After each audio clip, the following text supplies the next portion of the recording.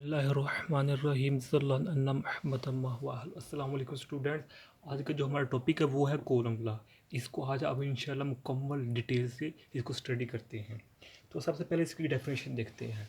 The force between two point charges is directly proportion to the product of magnitudes of charges and inversely proportion to the square of distance between them.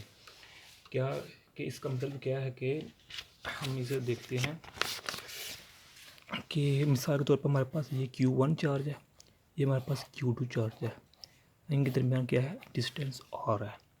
तो यहाँ जो force होगी, जो coulomb law क्या हो जाता है कि इन दो चार्ज के दरमियान जो फोर्स है वो इन दोनों चार्जेस के मैग्नीट्यूड के डायरेक्टली प्रोपोर्शन और इन्हीं दो चार्जेस के डिस्टेंस के इनवर्स प्रोपोर्शन होती है।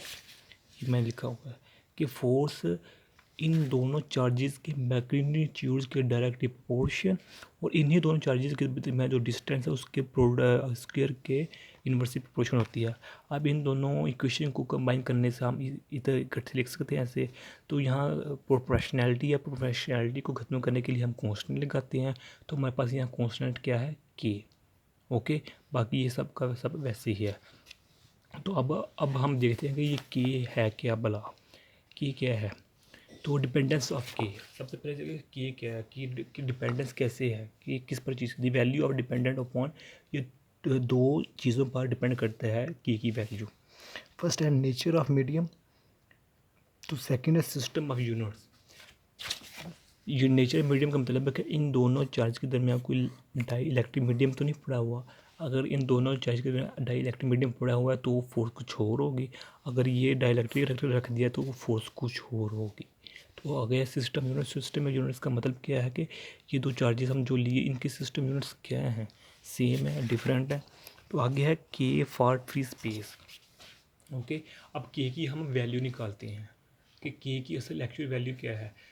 के की जो फार्मूला वो है 1/4 ई। ये भी कांस्टेंट है, ये भी कांस्टेंट है और ये भी कांस्टेंट है।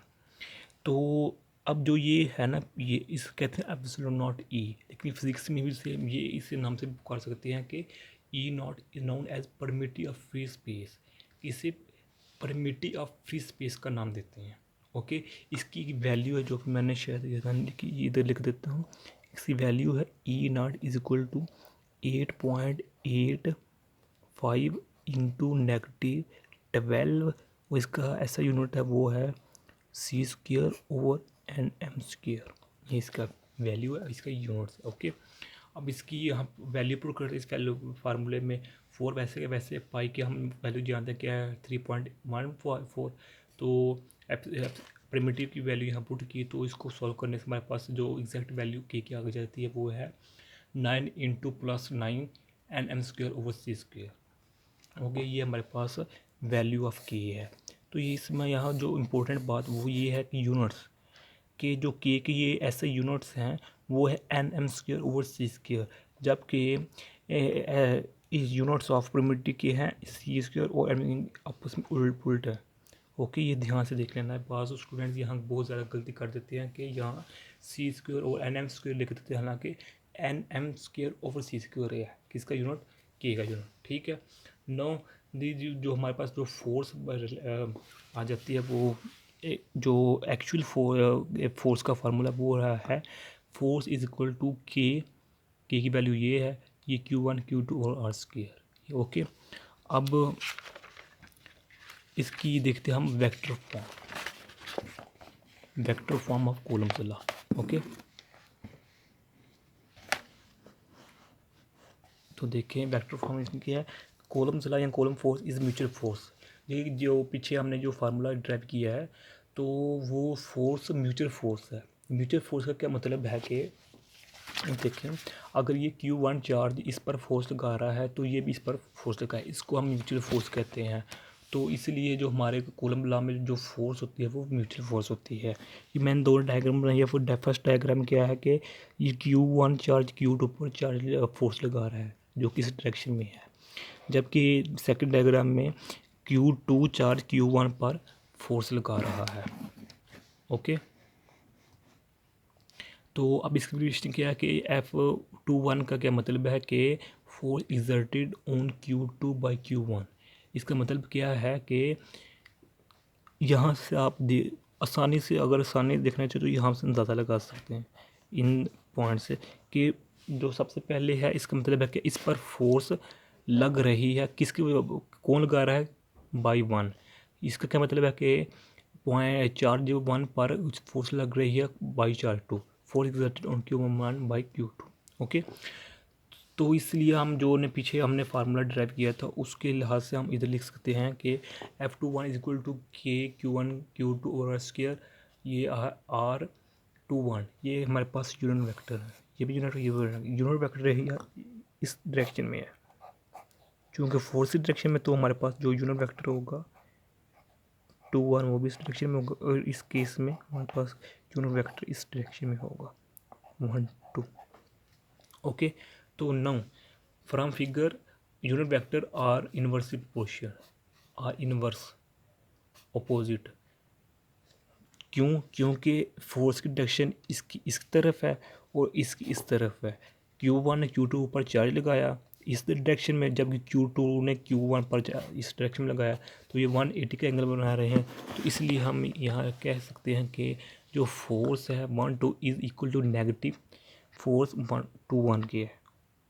ठीक है, तो अब thus Coulomb law is in according with Newton third law of motion.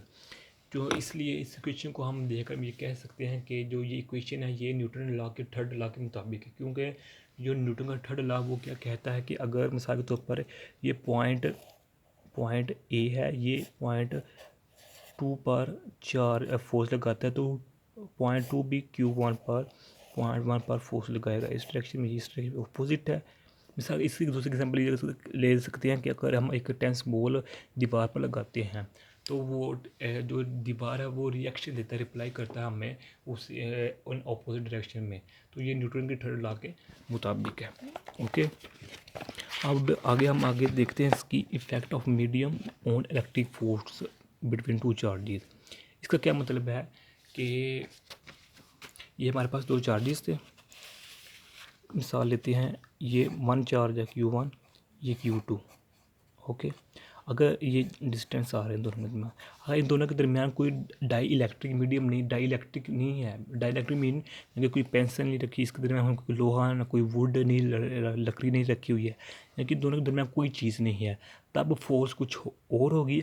अगर हम दोनों के दरमियान कोई डाई इलेक्ट्रिक रख देंगे, कोई कांस्टेंट चीज़ रख देंगे, मतलब तो मैंने ये रख दी इन दोनों के दरमियान, तो अब फोर्स कुछ और होगी इन दोनों चार्जिंग के दरमियान। ओके, तो यही इफेक्ट ऑफ मीडियम है कि if an insulating medium is placed between charge it will reduce the electrostatic force. अगर हमने इनके दोनों के दरमियान पेंसिल रख दिया, कोई डाइलेक्ट्रिक मीडियम रख दिया, तो यहाँ फोर्स कम हो जाएगी। ओके, तो नो ये एक फार्मूला है, जनरल फार्मूला है। तो अब हमने ये पेंसिल रख दी, डाइलेक्ट्रिक मीडियम रख दिया इन दोनों के दरमियान, तो अब हमारे पास जो न्यू फार्मूला बनेगा वो एफ डैश, ये याद रखना ये डैश है इधर। ओके, ये न्यू फार्मूला है, न्यू फार्मूला मीन अब हमने डाइलेक्ट्रिक मीडियम रख दिया दो चार्ज के दरमियान। ओके, तो अब इसमें इजाफी एडिशनली ये आएगी चीज़, ये चीज़ आएगी ई आर शो करता है डाई इलेक्ट्रिक मीडियम को, ई आर डाई इलेक्ट्रिक को शो करता है। ओके, तो अब इसको रीअरेंज करके हमने ये फार्मूला निकाला। ओके, ये फार्मूला हमने निकाल लिया। तो ये फार्मूला क्या शो कर रहा है कि जैसे जैसे हम इन दो चार्ज के दरमियान डाई इलेक्ट्रिक मजबूत रखते जाएंगे, वैसे वैसे हमारी जो फोर्स होगी वो डिक्रीज़ होती जाएगी। तो ये आज का हमारा छोटा सा लेक्चर था। अगर समझ नहीं लगी है तो कमेंट में पूछ सकते हैं। अगर अच्छी वीडियो लगी है तो हमारे चैनल को सब्सक्राइब कीजिए, लाइक कीजिए। जज़ाकल्लाह खैर, अस्सलाम वालेकुम।